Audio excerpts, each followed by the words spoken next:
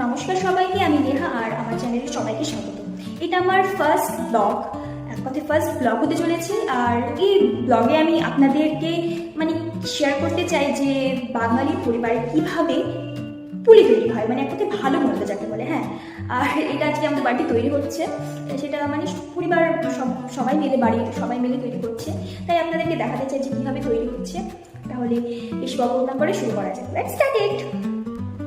এটা হচ্ছে মিষ্টি আলু বা মোয়া আলু, যেটিকে হচ্ছে গরম জলে ভালো করে সিদ্ধ করে নিতে হবে।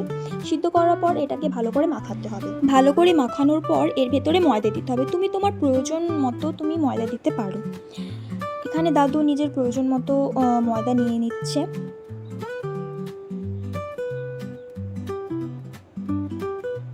তারপর সেটিকে ভালো করে ময়াম দিতে হবে, মানে ভালো করে মাখতে হবে যতক্ষণ এটা মানে ভালো সফট বা তারপর মা আরও কিছুটা মোয়া আলু ছাড়িয়ে দিয়েছে, যেহেতু একটু কম পড়ে গিয়েছিল সেজন্য ছাড়িয়ে দিচ্ছে। এই দেখো, এটা আমার মাও হেল্প করছে।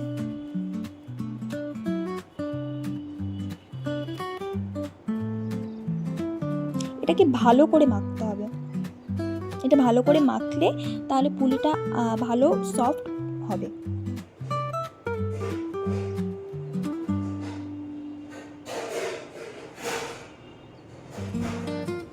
দাদুর প্রায় মাখা হয়ে গিয়েছে।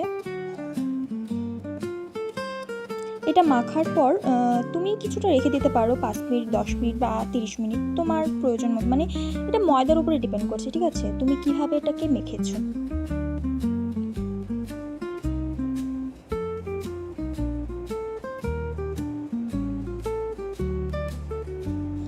তারপর পাপা এদিকে দুধটা জাল দিয়ে নিচ্ছে। ক্ষীরটাকে ভালো করে, মানে এটা চাচি বলে, চাচিটা যেহেতু শক্ত আছে সেটাকে একটু নরম করে নিতে হবে দুধ দিয়ে ভালো করে জাল দিয়ে।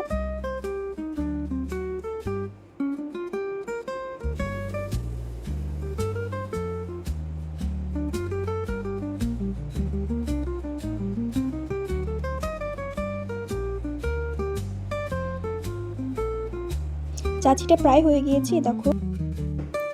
তারপর মা আর দাদু মিলে পুলির গুলিগুলো তৈরি করছে।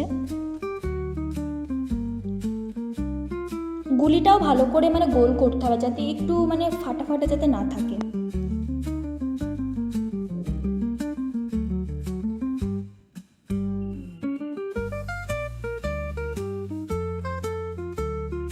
এটা আমার মা, এটা আমার দাদু, দুজনে মিলেই তৈরি করছে।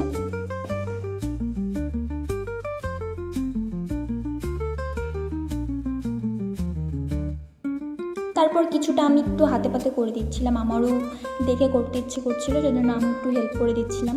আমি পারি না, মা আমাকে শিখিয়ে দিচ্ছিল পাশে বসে।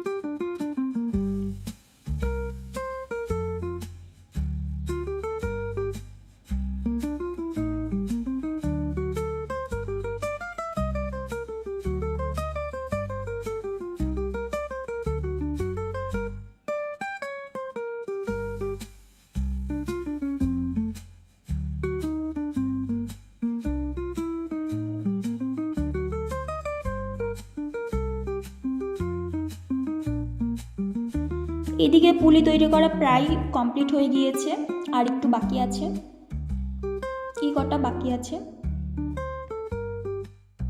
তারপর পুলি তৈরি করা হয়ে গেলে দেখো ফাইনাল রেজাল্ট। তারপর মা গ্যাসের উপরে কড়াইটা চাপিয়ে দিয়ে এবার হচ্ছে দুধটা ঢালবে।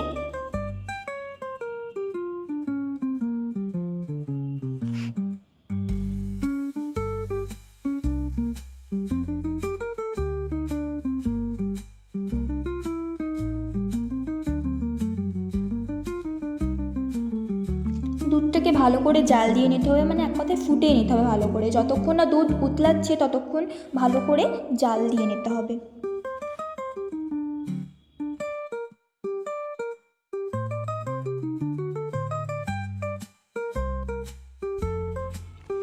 জাল দেওয়ার পর দাদু এরপর পুলিগুলো একটা একটা করে দিয়ে দিচ্ছে, সাথে মাও দিয়ে দিচ্ছে।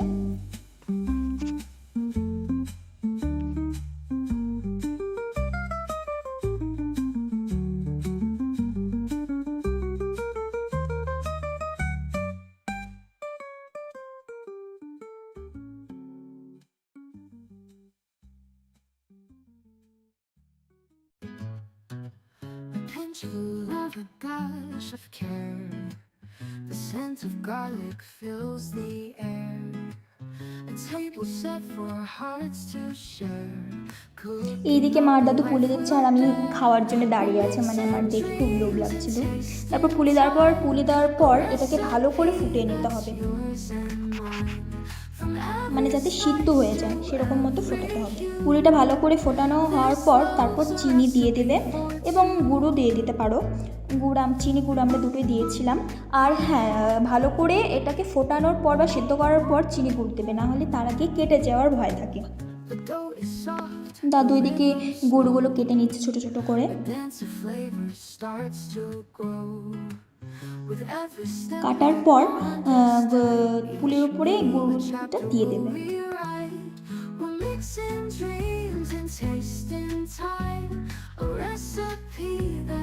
দেওয়ার পর এটাকে ভালো করে নাড়িয়ে নেবে যাতে ওই গুড়গুলো না মানে গোটা গোটা না থাকে।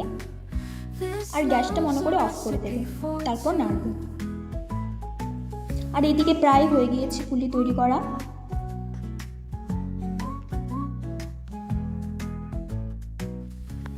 এই দেখো, এটা ফাইনাল রেজাল্ট। তো কেমন হয়েছে তোমরা জানিও। পুলি তৈরি করা হয়ে গেলে তারপর মা বললো তুই খেয়ে দেখ কেমন হয়েছে। আর ভীষণ বাইরে ঝড় বৃষ্টি হচ্ছিল আর এটা এনজয় করতে করতে আমি খাচ্ছিলাম।